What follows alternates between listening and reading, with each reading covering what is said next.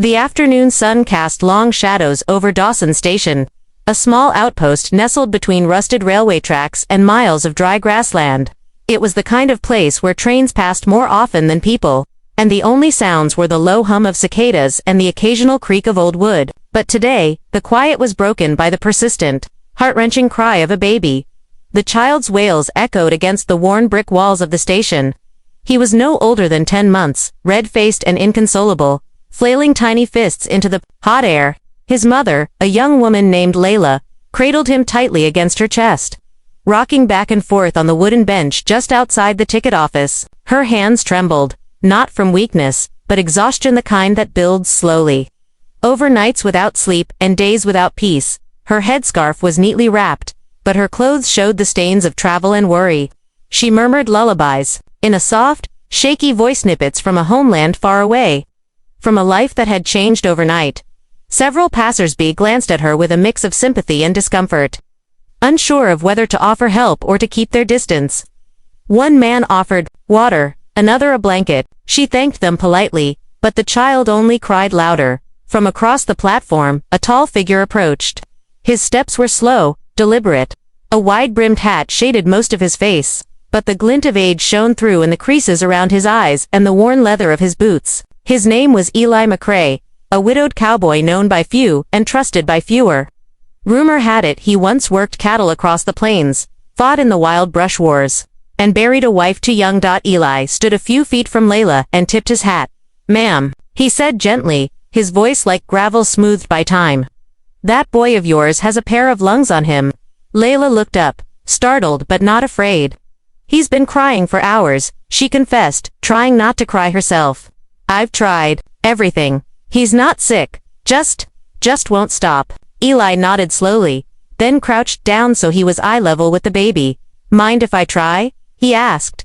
Layla hesitated. The idea of handing her child to a strange, grizzled man in dusty boots, was absurd. But something in his manner disarmed her. There was no pushiness in his offer, just quiet compassion. She glanced down at her son. His cries had subsided to hiccuping whimpers, as if the baby, too, was curious. After a pause, she nodded. Just for a moment. Eli reached out his hands, palms open, waiting. With gentle care, she passed the boy to him. The cowboy held the child with surprising ease, as though he'd done it 100 times before. "Well now," Eli murmured, bouncing slightly on the balls of his feet. "Ain't nothing to cry about. You're safe. Mama's right there." The baby stared at him, eyes wide and glossy. Eli began to hum a slow, low tune, like an old cowboy ballad, sung to the rhythm of hoofbeats on prairie dust. His voice was not sweet, but it was steady, and filled with something rare, peace. Layla watched in awe as her son's eyes fluttered, then slowly began to close. Within minutes, the child was fast asleep against Eli's shoulder. For the first time that day, the station was quiet. Layla exhaled deeply, her shoulders sinking with relief. "How did you do that?" she asked, half whisper. Eli smiled faintly. "He's just tired. Ma'am, ain't we all?" She reached for her baby, and he gently returned him, making sure the infant's head rested properly against her. "Thank you," she said, her voice thick. "I don't know how to repay you." "You don't have to," Eli replied, tipping his hat again. "Just take care of that boy. That's thanks enough." He turned to walk away, but stopped when Layla said, "Wait, do you live nearby?" Eli paused. "I stay a few miles east. Got a quiet place." She hesitated again. I don't have anywhere to go. The next train won't come till morning." Eli looked at her, then at the child. The station was no place to spend the night. "You're welcome to wait out the heat at my place. Ain't much, but there's shade, and it's safe." Layla searched his face for any sign of danger, but found none. She nodded slowly. And so, the three of them, an exhausted mother, a sleeping baby, and a cowboy with a haunted past, left the station together, into the golden glow of the late afternoon. Eli's home wasn't far from Dawson Station, just a 15-minute walk through brittle grass and rust-colored dirt. The path wound between low hills and tall yucca plants, the sky above stretching wide and cloudless. Layla followed quietly, her baby still asleep against her chest. The silence between her and Eli was not uncomfortable. It felt more like a pause in a long story, one where neither of them needed to fill the air with words just yet. When they reached the house, Layla was surprised. It wasn't a shack or a broken-down cabin like she expected. It was simple, yes, wooden walls, a tin roof, and a porch that creaked underfoot, but it was clean and sturdy. A windmill turned lazily nearby. A small garden grew at the side, mostly herbs and tomatoes. There was even a rocking chair on the porch, positioned to catch the sunset. Eli opened the door and stepped aside. "Come in." Layla entered slowly. The inside was cool and dim. Worn rugs covered the wooden floor. A few photos hung on the wall, an old black and white wedding portrait, a younger Eli holding a newborn, and a dusty landscape of prairie hills. Everything was organized, quiet, lived in. "You can put the baby down in that room," Eli said, pointing to a small bedroom with a low bed and a woven cradle in the corner. She laid her son in the cradle gently, heart thudding at the kindness of this unexpected man. When she returned to the main room, Eli was boiling water over a small stove. He poured 2 cups of tea and handed one to her. "It's strong," he said with a faint smile. "But it helps." She took it, murmuring thanks. They sat in silence at the table.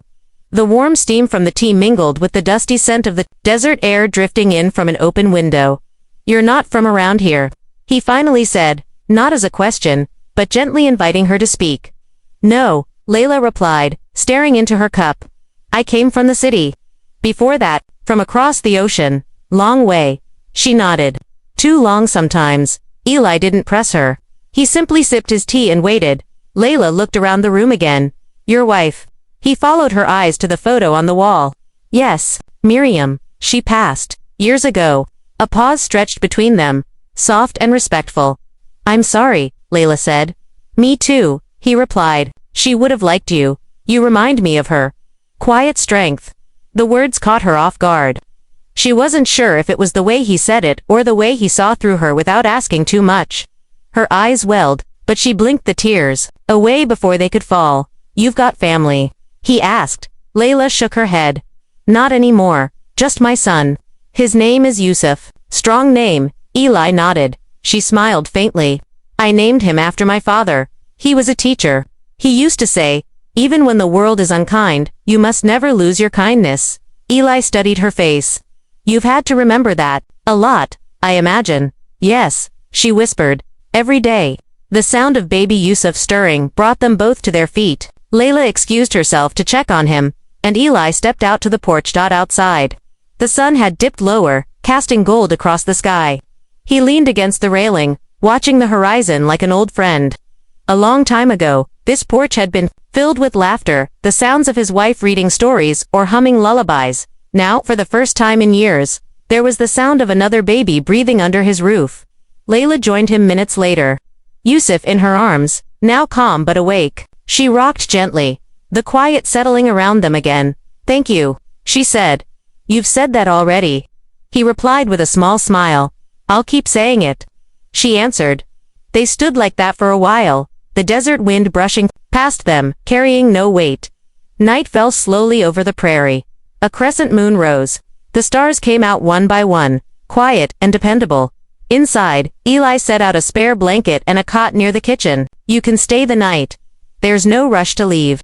Layla didn't argue. For the first time in weeks, maybe months, she felt something like safety, and in that quiet shelter, built not of brick or stone but of stillness, kindness, and grief long healed, something old and tired began to rest. Something new began to grow. The morning came with the gentle hum of wind through prairie grass and the cluck of Eli's chickens scratching near the porch.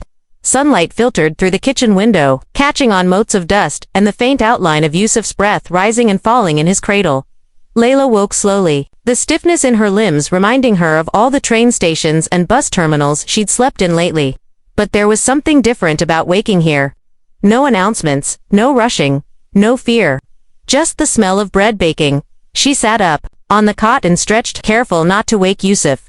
He had slept through the night, something she hadn't dared hope for. Quietly, she moved to the kitchen and found Eli at the counter, kneading dough with practiced hands. "You bake?" she asked, still in that sleepy haze. "Not well," Eli replied, without looking up, "but enough to keep from starving." Layla smiled and moved to help. She'd spent much of her childhood watching her mother knead dough in a kitchen far away. Flour, water, patience, the simple miracles of daily life. She tied her scarf tighter and reached for a bowl. "May I?" Eli nodded, and for the next half hour, they worked in easy silence. The dough rose. The sun climbed higher, and when the loaves were in the oven, they sat on the porch with warm mugs of honeyed tea. Yusuf napping nearby. "I don't know how to thank you," Layla said again. "You don't have to," Eli said, just as he had before. But Layla looked at him now with a firmer gaze. "Then let me repay it with work. Cooking, cleaning, whatever needs doing. I've been looked at like a burden too long. I don't want to be one." Eli nodded slowly. Fair enough. They struck an unspoken agreement that morning. Not as guests and host, but as two travelers who'd paused at the same quiet stretch of road, each carrying a load the other didn't fully see yet. Over the next few days, the rhythm of life settled into something like peace. Layla swept the house, fixed the squeaky drawer in the kitchen, and managed to coax Eli's old sewing machine back into life. She patched up the torn curtain in the guest room and even mended a hole in Eli's coat on return. Eli taught her how to tend the garden, how to tell when tomatoes were truly ripe, and how to keep desert insects away with old cowboy tricks. He showed her how to repair the fence and how to boil a cactus root into tea when the weather turned dry. One afternoon, while Yusuf slept under the shade of a mesquite tree, Layla found a stack of books in an old wooden crate. Dusty, mostly Western novels and poetry. She pulled one out and smiled. "You read?" she asked. "Used to," Eli said. "Stopped when I had no one to share it with." So that evening, she read aloud on the porch poetry by Rumi, translated into English but still full of rhythm and longing. Eli listened quietly, rocking slowly in his chair, one hand around a warm cup of tea. "You've got a voice like calm water," he said afterward. She blushed, unused to compliments that weren't wrapped in suspicion or flattery. "My father used to read to us every night. He said words were like seeds. If you plant the right ones, something good will grow." Eli nodded thoughtfully. "He sounds like a man worth knowing." Layla smiled sadly. He was the kind who never raised his voice, even when the world gave him reason. That night, as the stars filled the sky once more, Layla stood on the porch, holding Yusuf in her arms. Eli stepped out and joined her, leaning against the railing, hat in hand. "You planning to leave when the next train comes?" he asked, not as a challenge, but softly. She looked out at the dark horizon. "I was. But now I don't know." "There's room here," Eli said, after a pause. "Not just in the house, in the quiet." She glanced at him, her eyes searching. "You don't even know my full story." "You've said enough," Eli replied. "Sometimes the heart knows what the ears don't need to hear." Layla looked down at Yusuf, sleeping again in her arms. "He needs a home. Then maybe, this is it," Eli said. And for the first time since she'd stepped off the train, she let herself believe that might be true. Summer storms in the prairie were different from anything Layla had ever known. They didn't sneak up quietly, they announced themselves. First with silence, then with a wind that stirred even the stones. By late afternoon, the sky turned a slate gray, clouds churning like waves above the open land. Yusuf had fallen asleep early that evening, rocked to rest by the motion of Layla's arms and the hush of distant thunder. Eli had spent the morning checking the fence lines and gathering tools from the shed. Now, he and Layla stood side by side on the porch, watching the wind sweep across the fields like an invisible hand. "You ever been in one of these?" Eli asked, tilting his hat back just enough to glance at her. She shook her head. "Where I'm from, the air was heavy, but the storms came gentle." "Not here," Eli said. "These ones shake your bones, but they pass." Layla watched the clouds roll in. "Everything passes," she murmured. He didn't reply, but he knew she was speaking about more than weather. Rain came suddenly. Thick, heavy drops pelted the roof, drowning out all other sounds. The world became water and wind and the steady groan of wooden beams bracing against nature. Eli moved quickly to secure the shutters while Layla checked on Yusuf. Inside, the warmth of the small house seemed stronger in contrast to the chaos outside. They lit the oil lamp, its soft glow casting long shadows against the walls. Dinner was simple leftover lentil stew, a bit of cornbread, and warm milk for the baby. They sat close to the fire, the storm outside reminding them that not all things can be controlled, but many can be endured. After Yusuf had been laid in the cradle, Layla picked up one of Eli's old photo albums. The leather cover was cracked, the pages yellowed, but the stories inside still lived. "This your daughter?" she asked, pointing to a picture of a child with bright eyes and two braids. "Yeah," Eli said, his voice quieter than usual. "Her name was Anna. We lost her when she was 5. Fever took her fast. Layla touched the photo gently. I'm so sorry. Eli nodded. Miriam never recovered. She kept Anna's drawings on the wall long after. Sometimes I think she left with her, even before her heart stopped. They sat in silence. The thunder a distant roll now. Do you ever talk to them? Layla asked, her voice soft. Sometimes, Eli replied. When the wind's just right. When the world feels still. I talk to my father too, she said. In my prayers. When I read to Yusuf, I imagine what he'd say. Eli looked at her, then not just looked at her, but saw her. The weariness she carried. The resilience layered over it. The kindness. That hadn't cracked despite what the world had done. You're stronger than you know. He said. I don't feel strong, she replied. Doesn't matter how it feels. Strength is what you choose, not what you feel. Layla blinked slowly. No one had said that to her before. Not her old friends.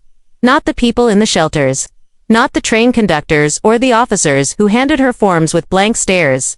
Only this cowboy. This man who had buried more than most and still planted tomatoes in dry soil. Later that night, after the storm had passed and the world was damp and hushed again, Layla stood at the door of the nursery, watching her son sleep.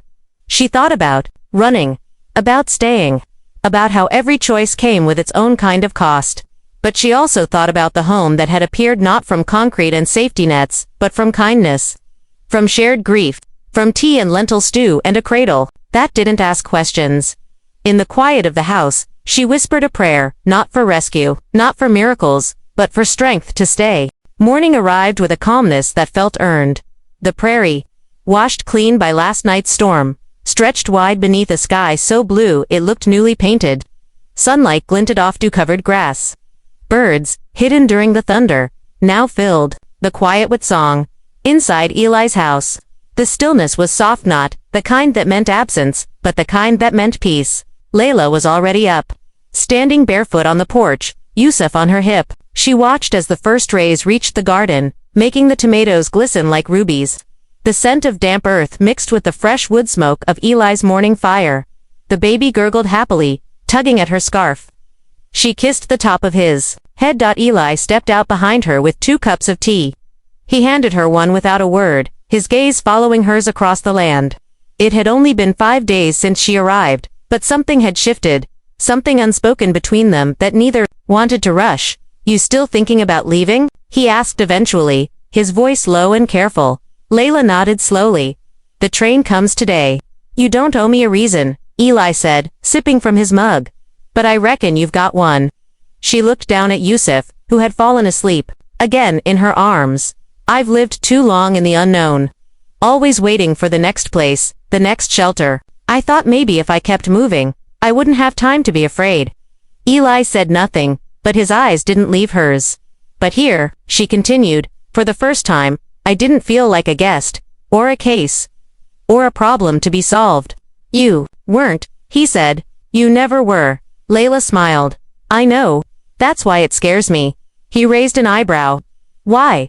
Because it means I'll have something to lose again. Eli nodded, understanding in the quiet way only someone who's lost before can understand. You ever think about what it means to stay? He asked. I think about it every time Yusuf sleeps through the night, she replied, her voice barely above a whisper. Every time I hear him laugh. A long silence passed between them, not uncomfortable, just full. Then Eli reached into his coat pocket and pulled out a small wooden carving, something old, shaped like a bird in flight. Miriam carved this before Anna was born, he said, used to keep it in the window for luck. He placed it gently on the porch railing beside her. It's yours now. Layla blinked, unsure of what to say. I can't, you can, he said. Because it's not about luck anymore. It's about choice. The distant whistle of a train echoed across the hills, faint, but unmistakable. It would be at Dawson Station in less than an hour.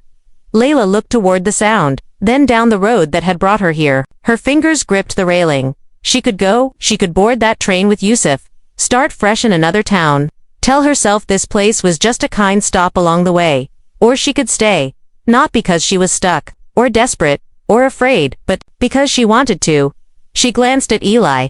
His expression didn't plead, didn't pressure. It was just open, a space made for her and her son if she chose to fill it. Then she looked at Yusuf, His tiny fingers had curled around the edge of her scarf. His breath was steady. He was safe, and for the first time in a long time, so was she. I think, she said slowly, we'll let that train go. Eli didn't smile wide, didn't cheer, but the relief in his posture said everything. He simply nodded and took a sip of tea. I'll make breakfast, he said. She chuckled softly. Only if I can help. Deal. As the train passed by in the distance, its sound fading into the windlilla, carried Yusuf. Back inside, the house smelled of firewood and flour. The floor creaked under her feet. In the corner, a cradle waited. It wasn't the place she'd planned, but it was home.